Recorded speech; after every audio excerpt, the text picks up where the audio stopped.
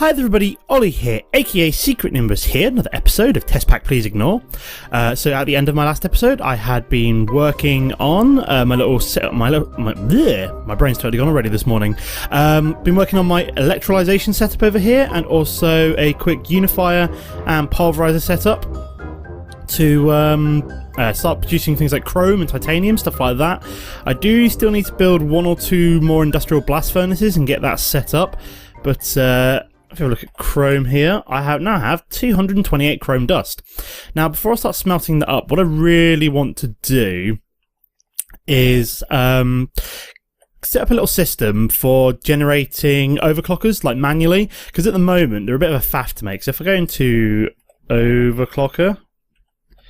Oh yeah, and before I start getting into the actual meat of the episode, what I'm actually doing today is you might see a little option if you click on, this is just a trial run, I don't know how it's going to go with this episode, but you will see, if you click on the little cog and select your resolution, that if you're on 720 or 1080, this will hopefully be coming to you in 60 frames per second. I'm using Open Broadcaster software to record it in 60 FPS. I'll hopefully be changing my render settings to do 60 FPS. And if we have a quick look at the F3, you can see that down in this part of my base, I'm hitting, that dipped a little bit there. If you look in the top left-hand corner at my FPS, I'm hitting 60 FPS most of the time. It dips down to 48, depending on, as you can see here, 48 kind of, it dipped down to. If I'm moving around a lot, looking at certain things, it'll dip. Like this is dipped quite a bit, but hopefully most of the time I will be doing this. So this is being recorded in 60 FPS, so it's great. It's going to be greater than 30 FPS. Put it that way. Apart from these obvious frame dips, which is quite annoying. I think the worst candidate is all these machines up here. This is what's really driving my frame dip, is all these mechanism machines. So I don't know whether or not it's worth kind of just ignoring. What's the word I'm looking for? Ignoring this entire 5-time setup, just because it's an absolute lag monster. As you can see, it's dipped all the way down to 30 frames per second at times. I'm debating whether or not to try and put on Optifine. I mean, I've been playing around with my settings. I've tried rendering Java through my graphics card, which it wasn't before, and nothing seems to have helped. So if anybody's got any suggestions on the ways to improve the FPS, like I said, I think this is one of my worst candidates. Whenever I'm looking at this, it's just, like 44, 48 frames per second. Like if you go to other parts of my base, like if you go all the way to my Thorncraft room, I'll pretty much be hitting, hopefully I'll pretty much be hitting 60 FPS or nearabouts almost constantly. It's just, I'm averaging around 50 FPS, which is slightly annoying, but, I might need to install Optifine or something like that and see if I can get it working. And if I do, I'll let you guys know how that works as well. But yeah, let's get on with the episode. So this should be coming in near or near about 60 FPS. So it'll look a bit different if you select that setting.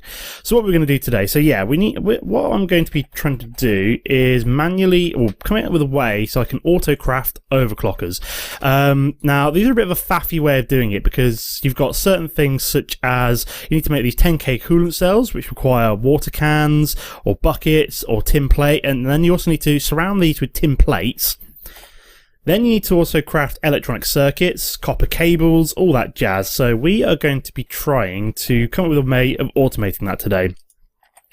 Now what I want to start off with is, if we go to the overclocker, I want to come up with a way of automating the production of water cells, I think, to start off with. So what I'm looking at is, can I use water cans? I'm assuming I can use cans from, oh yeah, let me actually show the can recipe, which is just 3 tin. You make 10 of them, which is not too bad at all. So let me get some tin, and then there's my tin. That's what I'm looking for. 1, 2. There we go. So I'll make 2 lots of them, like so. Marvelous. Then what I'm going to need is a fluid transposer, and so we need a fluid transposer, if it'll work. Here we go. So what I also need to do is set a recipe to auto-craft those water cans. So let me do that real quick. So I'm gonna have to be right back, guys. I'm absolutely desperate for the loo, and I've just it literally just come about just as I've started recording. So I'll be back in about 2 minutes after I've been to the loo quick. I'll see you in a sec, guys. Okay, so I'm back. So really sorry about that. Did not mean to have that have that come down. Why am I looking at fluid transpose? I want to go back to, let me do can, like so. That's not going to work. Hang on. Oh, no. Is it there? Can. There we go. Let me put this as a auto-craftable recipe in code and drop you into my ME system over here. Here we go. Marvellous. 10 cans. Fantastic. So what do we want to do next? We also wanted to make, we wanted to make the fluid transposer. Fluid transposer. Here we go. So let me make all the stuff I need for this. Whoops-a-daisy. Wrong kind of gears. I want the thermal expansion ones, as they only require one piece of iron instead of having to make up all the wood and stone gears. One machine frame if we had the glass, which... do I have the glass? Yes, I do. There we go. Fantastic. One machine frame. Is that everything I need now? Yes, it is. Just need to put one piece of extra glass in, and we've got ourselves a fluid transposer. What I also need is, do I have an aqueous accumulator? I do. Some spare fluid ducts. I also need some buckets. I need a couple of buckets. There we go. Annoyingly, I decided to brick up my water source there, which is slightly annoying. So I have to fly outside real quick, grab myself some water. I'll sleep during the night first, quick. There we go.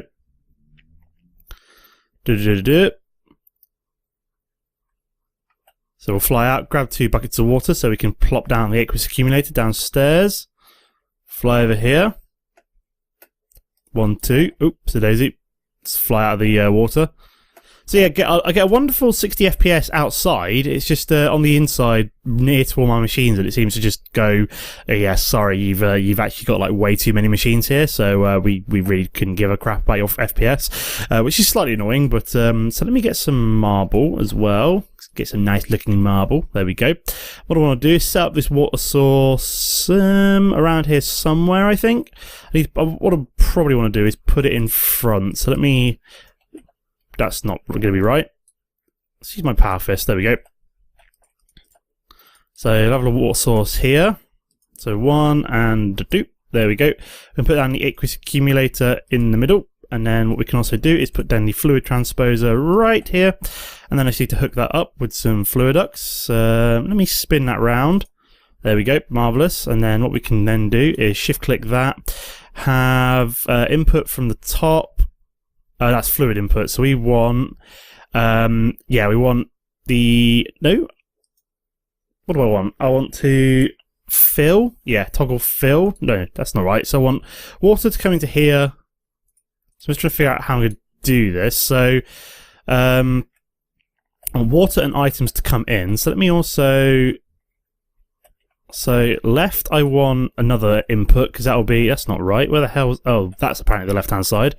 Yep, that's right. And then I want the output there. I think that's about right. So let me go grab a couple of things now. We also want to hook this up. So let me see if this will start inputting water. Double check. Oops-a-daisy. Let's not put marble down there. Yep, that's inputting water. That's a good sign. So then we also need ourselves an ME import, an ME interface even. ME interface. Do we have a spare one? We do.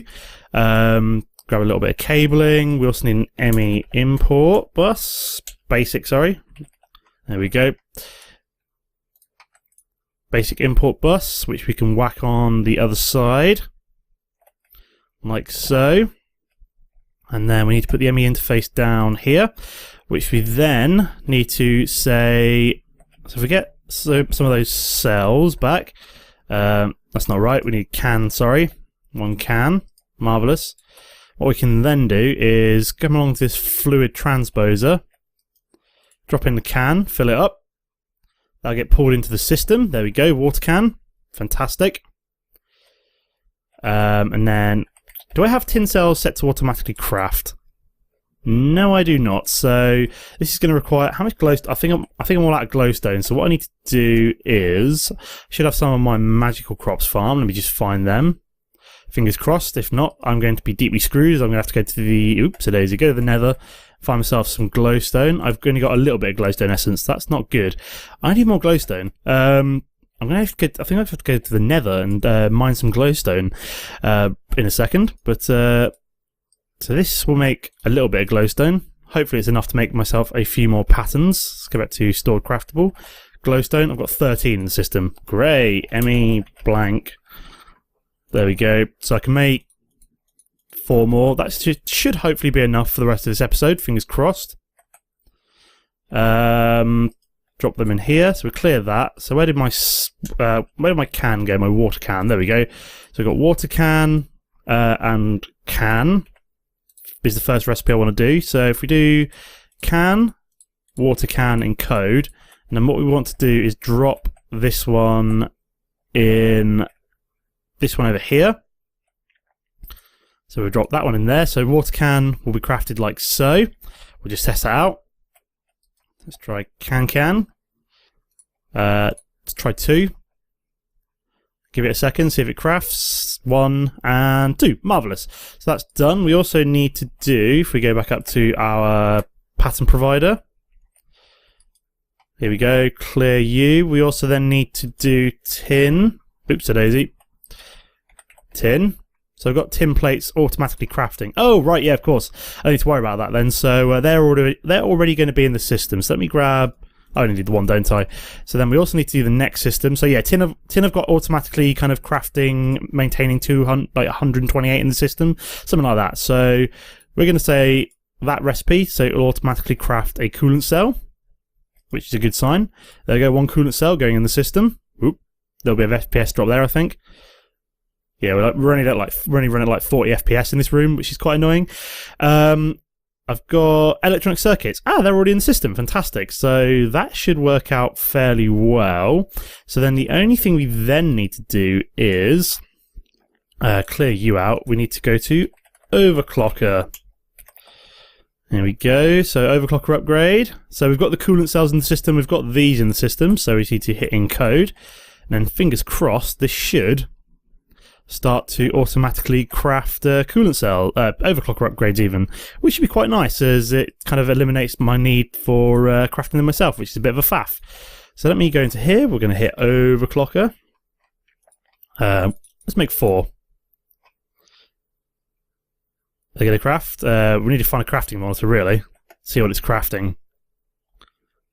Oop, a little bit of FPS drop there. You can always tell when I've got it. We're looking for insulated copper cable, which I'm assuming will be going through the wire mill. How's it doing? So, oh yeah, look, it's actually crafted one. So if we go to here and go for overclocker, hey, look at that. That's really cool. I like that. Nice. So that has worked out pretty well. So we made another one. We have made another one. Fantastic. Nice one, me. I wonder if what happens when I run these through a unifier. Do they make... Oh yeah, they make the GregTech ones. That's cool. Which is kind of what I want. So apparently if I run an overclocker through a unifier, it actually creates the GregTech one, which is cool. So what I basically want to do is start applying these to my industrial blast furnaces. So as you can see, that's now employed in there. Put one in there as well, just because. And then, yeah, I want to put in several of these. I think this one already has one in. Like, for example, if we find ourselves a wrench real quick. Wrench, like so. There we go. And we wrench you up. Have a look at this over. There we go. So 1 overclocker upgrade is already in this one, so we can put that back. There we go. And then if we also check out this one. There we go. So, yep, 1 overclocker upgrades. Cool. So then that's literally the only way of telling if you've got an overclocker upgrade in one of these things is to wrench the damn thing up and actually take a peek at it. So all of these now have at least 1 overclocker upgrade in. So I think what the overclocker upgrade does, if we have a look at the GregTech version, it decreases process time to 49%. So, decreases process time by half. So if we have a look at Chrome ingot, have a look at the industrial blast furnace for it. So it takes 221 seconds at the moment, so almost 4 minutes just to smelt 1 chrome ingot from chrome dust, which is quite a long time. So we've put an overclocker upgrade in there, and it should take 110 seconds, but it has increased the power requirements by 4 times the amount. So what I'm going to do here, those overclocker upgrades, yep, I've got 2 more. Excellent. So if we put another one in, that goes from 110 seconds down to a minute. Chrome. Let's try this out. I wonder how fast this is going to smelt up a chrome ingot now. So I've got 2 overclocker upgrades in here, so it should take 55 seconds roughly, and we're going to see basically whether or not this is receiving enough power from the system, from the Tesseract there, through these cables. It seems to be. I'm not getting a energy like kind of the energy threshold error, but that might change when I've got kind of 4 industrial blast furnaces all running off of it. I don't know how this is going to go yet, but we shall see. But it seems to be all right at the moment, and as you can see, it's actually smelting up pretty quickly, which is quite cool. Not getting a power. What I really want to do is let's get 3 different things. Let's get a chrome. Let's get a titanium, and then let's get a tungsten, all smelting up at the same time. So that's got 2 overclocker upgrades, or 3. That's got 3 overclocker upgrades, I think now. I can't quite remember. So yeah, there's a chrome ingot. Let me just wrench you up quick. How many have you got? You've got 2 overclocker upgrades. Okay, that's fair enough. So you've got 1, you've got 1. So let me craft, say, overclocker. Craft 3 more. No, I didn't really need 3 more, but let's put another one in you, and then we'll put another one in you, and then we'll see how this does. So let's put chrome in here, we'll put titanium in here, and we shall put tungsten in here, and I'll see if any of these start to throw a wobbly on the insufficient energy line. So that one's still right, because that one's not using that much power, but that's saying insufficient energy line as well, because there's just simply not enough power coming through these cables, basically. So that one, because it's got a slightly lower energy requirement, is fine. So what I'm going to have to do is think of a way. So what I'm basically going to have to do, I think, is simply have 3 separate Tesseracts all coming from the power upstairs, because they're coming. So this. I think this is no, that's wind farm. So this is this is the output power that they're receiving it from. So what I think I'm going to have to do is literally have each what's the word I'm looking for? Each industrial blast furnace essentially have its own separate power system coming to it from its own individual tesseracts. 'Cause otherwise, there's just not enough power coming through these elite universal cables. So let me see if I've got a spare tesseract around here. So yeah, I got 1 spare tesseract. I think I did this for my lava production. So let me kind of start wrenching some of this stuff up. Like so. That's obviously going to throw a hissy fit in a second. Let me start wrenching this up. What I'm going to do is literally have 1 universal cable down there, have 1 tesseract next to it. So that will be, hopefully, so it's receiving, should be receiving energy. Yep, receive only. Let me wrench you up real quick and then put the elite universal cable back down. Still saying insufficient energy line. Why are you saying that? Is that actually receiving power? I don't think that's receiving power. Hang on, let me wrench you up first. Put the tesseract down there, and then we need 1 piece of redstone energy conduit first. Is that actually working? Why are you not working now? That is really weird. I hate when this system does this. I might just have to wrench it up and start again. So what I also want to do is, so that's saying insufficient energy line. Oops-a-daisy. This is the problems I was expecting when using these overclockers. I've basically got to start managing my power systems a lot better. So let me do piece of redstone energy conduit, elite universal cable. Oh yeah, I need to change up this system. So we need to say quarry. So let's turn that to there. Energy mode, receive only, and then do. Oops-a-daisy. Oh, did I just destroy my? Oh, I'm such an idiot. Oh no, that's quarry. That's fine. Disable. That's fine. I thought I deleted my frequency, which would have been stupid. So, is that now receiving enough power? No, it's not. See, this is where the problem starts. Why am I not receiving? I'm clearly just not receiving enough power through the tesseracts now, which is weird. Let me try and wrench you up and start again. And then we need some chrome again. Let's see if this works this way around. I might just have kind of frozen the system. I hate when this happens. So let's try again. So no, insufficient energy line. Why am I getting insufficient energy line? So have a quick check up here. See how the power's coming from my big reactor. See, I've got loads, which is weird. So So this tesseract is pumping out the power. So that's send only. And for some reason, it's just not getting enough power through these universal cables to... Yeah, it's just saying insufficient energy line. Why are you saying that? You were working like 30 seconds ago. Stupid machine. And that's now saying insufficient energy line because I've just disabled it. What am I doing wrong here? Why is this suddenly saying insufficient energy line? That is really quite bizarre. I am wasting Chrome here, of course. 2 overclocker upgrades, which was working. You saw it. It was working like 30 seconds ago. Let's try some more universal cable. I don't know if this is going to help at all, but we'll put more than one piece of universal cable in there. No, that's not working either. So I don't know if it's just because I'm not getting enough power through. I don't know. I can't tell. Why is this not working all of a sudden? Very, very bizarre. How bizarre? Insufficient energy line. I don't know if it's worth... let's have a quick look at universal cable. Got elite universal cable, which holds like a lot more, but that requires atomic energy cores, which I can't really craft very quickly off the top of my head. So this is a little bit of a problem. I'm gonna have to have a play around with this and see what I can do to kind of boost my power going into here from my universal cables, because I think that's the only problem I've got is just transferring enough power from here to here. And maybe it does require me to use elite universal cables, or maybe I need to set up a direct link from upstairs down to here, but it's going to take some guesswork and I'll have a play around, but I'll leave that there for now. But my main target was to increase those overclocker upgrades, which I have done. But these industrial blast furnaces are extremely power hungry.